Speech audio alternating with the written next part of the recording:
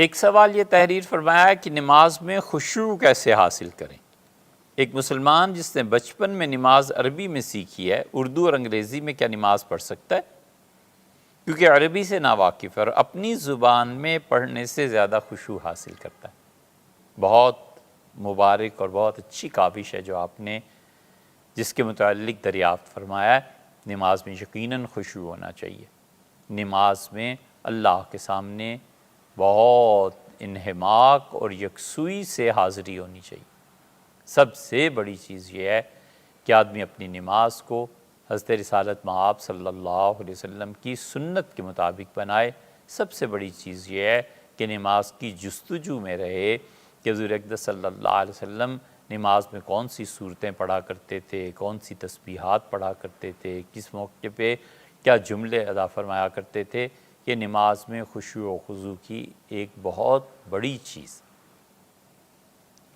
جہاں تک اس کا تعلق ہے نماز میں خشوع پیدا کرنے کا، تو در حقیقت نماز کے مسائل اور نماز کے ترجمے یاد کرنے سے حاصل نہیں ہوتا۔ نماز میں خشوع و خضوع کی اصل حقیقت بندگی ہے، اپنے آپ کو اللہ کے حضور میں پیش کرنا ہے، اللہ کی محبت، اس کی عظمت کا اعتراف، اس کی بڑائی، اس کی ذات پاک کے سامنے کا استحضار، یہ سب چیزیں ایسی ہیں جو انسان کو نماز میں یکسوئی کی طرف لے جاتی ہیں۔ اس احساس کا غالب آنا کہ میں اس وقت اس ذات کے سامنے کھڑا ہوں جس کا علم اور قدرت تمام زمانوں اور تمام کائنات پر محیط ہے۔ حقیقت میں اگر ایک لفظ آپ دیکھنا چاہیں تو اللہ کی محبت نماز میں خشوع اور خضوع پیدا کرتی ہے۔ نماز کے ترجمے سے زیادہ ضروری یہ چیز ہے کہ اللہ کی محبت پیدا کی جائے۔ اللہ کی محبت دو چیزوں سے پیدا ہوتی ہے، ایک تو اللہ کی یاد سے۔ آدمی جس سے بھی محبت کرتا ہے اسے یاد کرتا ہے نا، اور کبھی ایسے بھی ہوتا ہے کہ جس چیز کو یاد کرتا رہتا ہے اس کی محبت دل میں پیدا ہوتی رہتی ہے، دونوں صورتیں ہو جاتی۔ تو اللہ کا ذکر، اللہ کی یاد، ہر موقع پہ زندگی کے ہر عمل میں اللہ کے ساتھ تعلق کی نسبت ہر وقت سوچنا، بس ایک چیز کہ میرا یہ عمل مجھے اللہ کے قریب کر رہا ہے یا دور کر رہا ہے، بس اتنی چیز۔ ہر کام سے پہلے یہ سوچنا کہ میرا یہ عمل مجھے اللہ کے قریب کر رہا ہے یا دور کر رہا ہے۔ یہ اللہ کی یاد ہی ہے۔ ایک یہ کام کرے، اس سے اللہ کی محبت پیدا ہوتی ہے۔ یہ صبح اٹھا ہوں، یہ مجھے اللہ کے قریب کرے گا یا دور کرے گا۔ اور پھر جب اسے یاد آئے گا کہ اللہ نے فرمایا وَسَبِّحْ بِحَمْدِ رَبِّكَ حِینَ تَقُومُ، اور جب تم اٹھو تو اللہ کی تسبیح جس میں اس کی حمد رچی ہوئی ہو یہ بیان کرو۔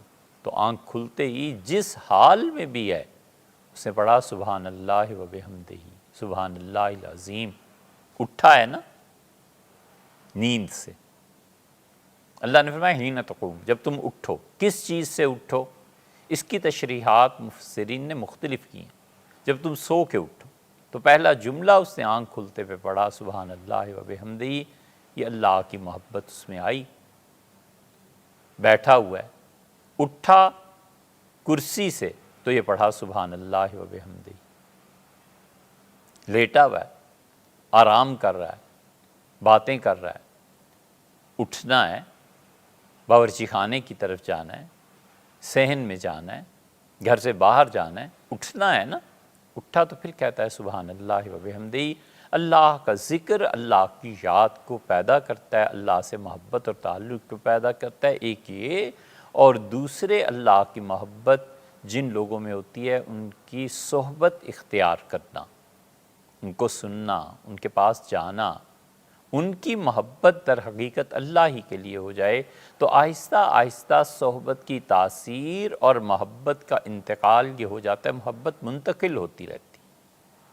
اس لیے ایک آدمی اللہ کے نیک بندوں کی صحبت میں رہے اور نہ رہے، دونوں کا فرق وہ جان لیتا ہے کہ کیا ہے صحبت کی تاثیر پہ اب ہم نے کیا بات کرنی ہے، آپ خود اچھی طرح سمجھتے ہوں گے۔ یہ دو چیزیں اگر کسی انسان میں پائی جائیں، اللہ کی یاد اور اللہ کے اچھے بندوں کی صحبت، کبھی نہ کبھی خدا کی محبت ضرور پیدا ہوگی، اور وہ محبت نماز میں خشیت کو پیدا کرے گی، وہ محبت نماز میں خشوع اور خضوع کو پیدا کرے گی۔ رہ گیا آپ کا یہ فرمانا کہ اپنی زبان میں پڑھنے سے زیادہ خشوع حاصل ہوتا ہے، تو دیکھیے بہت سمپل سی بات ہے، اگر ہم ان چیزوں میں زبان کی تبدیلی کی اجازت دے دیں جو چیزیں بنیادی طور پہ فرض اور واجب ہیں، تو زبان کی تبدیلی سے سارا دین ہی بدل جائے گا۔ مثلاً بسم اللہ الرحمن الرحیم شروع کرتا ہوں اللہ تعالیٰ کے نام سے جو بہت مہربان اور نہایت رحم فرمانے والا ہے۔ اب اگر ہم کسی انسان کو یہ کہیں کہ نماز میں یہ پڑھ لیا کرو، تو بنیادی تبدیلی قرآن پاک کی ایک آیت میں آ گئی، قرآن سارا وہ ترجمہ پڑھتا رہے۔ تو جب بنیادی زبان تبدیل ہو گئی تو یہ ترجمہ اردو میں ہو گیا، اب اردو سے آپ اسے انگلش میں کر لیں گے، انگلش سے فرینچ میں چلا جائے گا، تو اصل زبان میں کیا لفظ تھا اور ترجمہ ہوتے ہوتے کہاں سے کہاں بات پہنچ گئی۔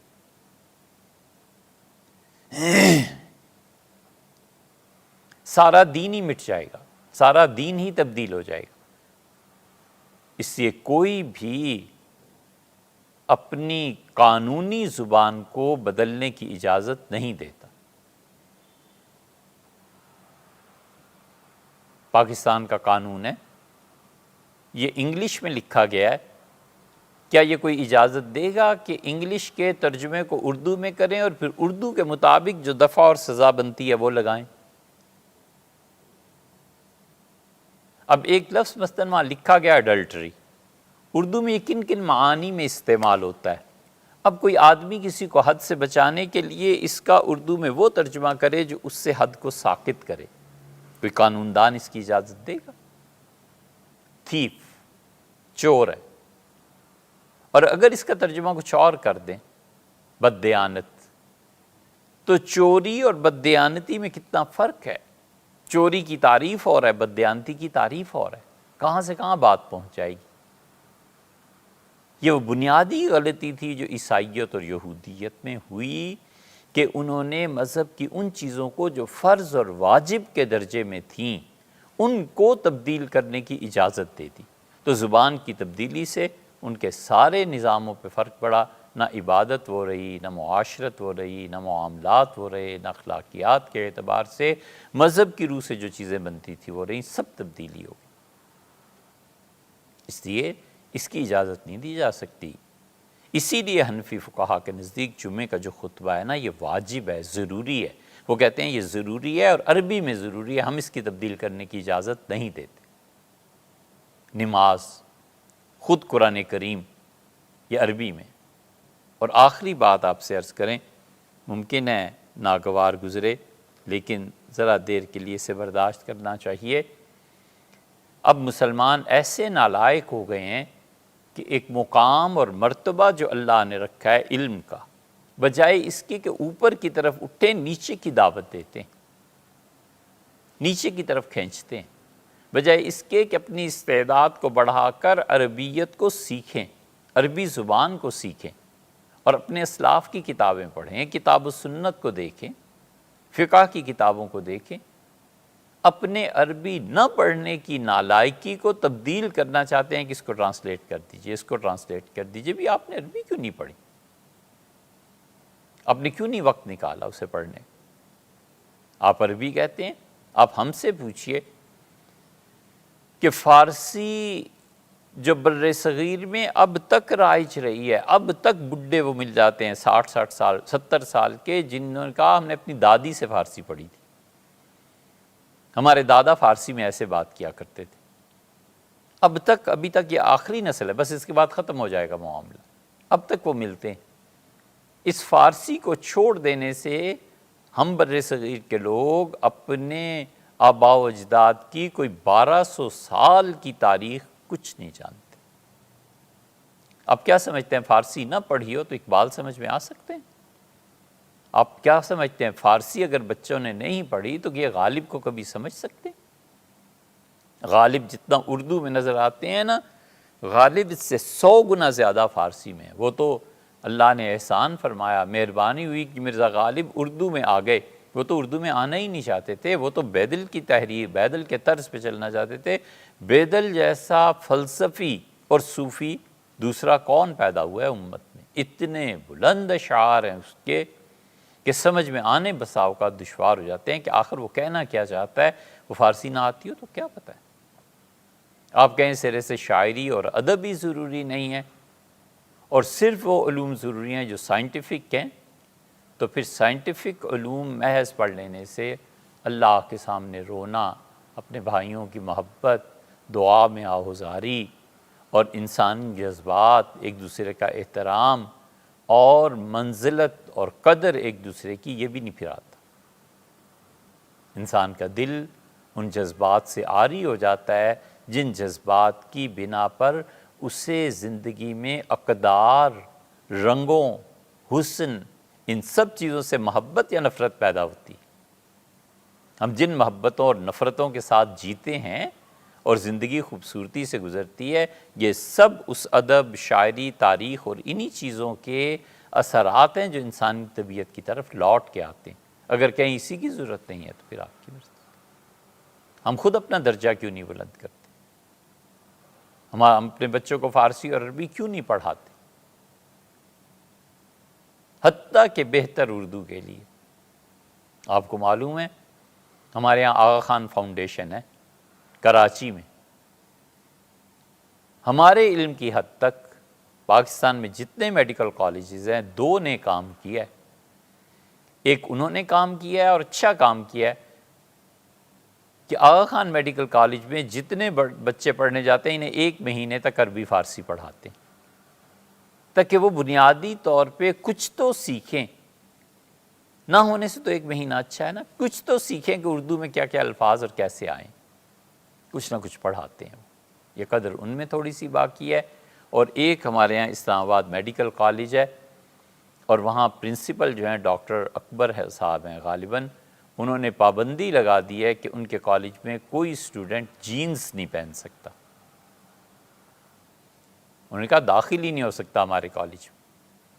انہوں نے پابندی اس لیے لگائی ہے کہ ان کا تجربہ یہ ہے کہ عام طور پہ جو بچے جینز پہنتے ہیں نا، یہ کوئی اچھے بہتر ڈاکٹر نہیں بنتے۔ یہ ان کا تجربہ ہے، انہوں نے اپنی بنیاد پہ، لیکن کم سے کم جینز پہننے والے بڑے اچھے ڈاکٹر بھی بنے، ٹاپ بھی کریں۔ ہم اس پہ بحث نہیں کر رہے، لیکن ہم کہتے ہیں کہ ایک آدمی میں جذبہ تو موجود ہے نا کہ ان کے نزدیک قوم بے راہ روی کی طرف جا رہی ہے اور بچوں پہ پابندی لگانا اس بے راہ روی میں ضروری ہے۔ ان کا تجربہ ہے، آپ اس جذبے کی تو قدر کریں نا۔ اب اس جذبے کو تو دیکھیں نا کہ ایک آدمی نے اپنے جذبے میں، چاہے آپ کہیں غلط کام کیا کچھ تو کیا ہے، باقیوں کو تو یہ بھی احساس نہیں۔ لکھا ہے کہ چور کا 1 ہاتھ کاٹا گیا، پھر 1 پاؤں کاٹا گیا، پھر تیسری مرتبہ اس کا چوری میں آیا تو پاؤں کاٹنا تھا، تو اپنے وقت کے بہت بڑے بزرگ، کسی نے حضرت جنید بغدادی رحمۃ اللہ کا نام لیا، کوئی بھی ہوں، وہ گئے اور اس کے پاؤں کو چوما اور چلے گئے۔ لوگوں نے بہت نکیر کی، لوگوں نے بہت برا بھلا کہا۔ یہ لوگوں کا بہت زیادہ برا بھلا کہنا زیادہ پرواہ نہیں کرنی چاہیے۔ آدمی کو اللہ سے توفیق مانگتے رہنا چاہیے اور یکسوئی سے اپنے کام میں لگے رہنا چاہیے۔ ضمیر مطمئن ہو، نیت صاف ہو، اللہ سے مانگتا رہے، چپ کر کے اپنا کام کرے۔ اچھا بھئی، اس پہ بھی ایک بات یاد آ گئی۔ بات یہ تھی کہ وہ ایک کنویں میں بہت سے مینڈک جمع ہو گئے اور لوگ اوپر کھڑے ہو کے تماشا دیکھنے لگے۔ بہت مینڈک تھے اور ہر کوئی مینڈک اس پانی سے اچھل کے باہر آنا چاہتا تھا۔ تو جو ہی کوئی جمپ کرتا تھا، اوپر سے شور مچتا تھا کہ ارے مینڈک آ گیا، مینڈک آ گیا، ارے کیا ہو گیا، تو دب جاتے تھے۔ لمبی کہانی ہے بچوں کی، وہ آپ کو نہیں سنانی۔ ایک مینڈک نے جمپ لگائی اور منڈیر پہ آ گیا۔ منڈیر کا لفظ بھی بچوں سے پوچھیے گا کسے کہتے ہیں۔ ہم اتنے اپنی زبانوں سے دور ہٹتے چلے جا رہے ہیں۔ تو انسان جو کھڑے تھے بہت حیران ہوئے اور انہوں نے سوچا کہ اس مینڈک کو دیکھنا چاہیے، اس میں کیا ایسی بات ہے کہ سارے مینڈک چھوڑ کے اچھلا اور کنویں سے باہر آ گیا۔ تحقیق کی گئی تو پتہ چلا کہ وہ مینڈک بہرا تھا۔ زندگی میں بسا اوقات ایسے ہوتا ہے کہ آدمی کو بالکل بہرا بن کے اپنا کام کرنا چاہیے۔ اگر انسانوں کا شور سنتا رہے گا نا تو کنویں کے اندر ہی رہے گا۔ تو لوگوں کو تو عادت ہوتی ہے بغیر سوچے سمجھے، بغیر علم کے رائے دینے کی۔ تو انہوں نے بہت شور مچایا کہ جنید رحمۃ اللہ علیہ اور چور کا پاؤں چوما۔ تو کسی نے جا کے پوچھا، کہا کہ بھی حضرت سے بھی پوچھ لو، دانا اور بزرگ ہیں، کوئی حکمت ہوگی جو ہماری سمجھ میں نہیں آئی ہوگی۔ تو جا کے پوچھا تو حضرت نے فرمایا چور کے پاؤں کو بوسہ نہیں دیا، اس کی استقامت کو بوسہ دیا ہے کہ واہ ہاتھ کٹ گیا، پاؤں کٹ گیا، مگر ساری زندگی جو مشن بنا لیا تھا نا اس پہ قائم رہا، اس سے نہیں ہٹا، سزا اسے اپنے مشن سے دور نہیں رکھ سکی۔ یہی چیزیں ہوا کرتی ہیں۔ اس لیے یہ جو اپنے آپ کو اوپر لے جانا ہے، جو شوق ہے، کسی میں شوق ہی مر جائے اور بڑے رتبے بڑے عہدے کو حاصل کرنے کی تمنا ہی نہ رہے، اس سے بہتر ہے کہ وہ خود مر جائے۔ تو عربی اور فارسی سے منقطع کر دینا، یہ نماز روزے ہی پہ نہیں، یہ ہماری ساری معاشرت پہ مرتب ہوا ہے۔ ہم میں سے کتنے لوگ ہیں جن چیزوں کو پڑھ سکتے ہیں؟ مغل بہت برے ہیں۔ کبھی فارسی کی اصل تاریخ آپ اٹھا کر دیکھیں تو آپ کو پتہ چلے کہ انہوں نے مسلمانوں سے زیادہ مہربانیاں اور مسلمانوں سے زیادہ اپنے ہم مذہبوں سے زیادہ اچھا سلوک دیگر اقوام کے ساتھ کرتے رہے ہیں، عہدے دیتے رہے ہیں، رشتے قائم کرتے رہے ہیں۔ حتیٰ کہ ان کی خواتین وہ ڈولی میں بیٹھتی تھیں اور ان کے کہاروں کو ہٹا کر یہ مغل بادشاہ خود اپنا کندھا پیش کرتے رہے۔ یہ تعلق اور محبت ہندوستان میں تھا کیا؟ یہ سب کچھ تھا نا۔ ہم نے فارسی ہی نہیں کھوئی، ہم نے بہت کچھ اپنا سرمایہ تاریخ کا کھو دیا۔ اس لیے آپ کہتے ہیں کہ عربی سے ناواقف ہے تو عربی سے واقفیت حاصل کرنی چاہیے۔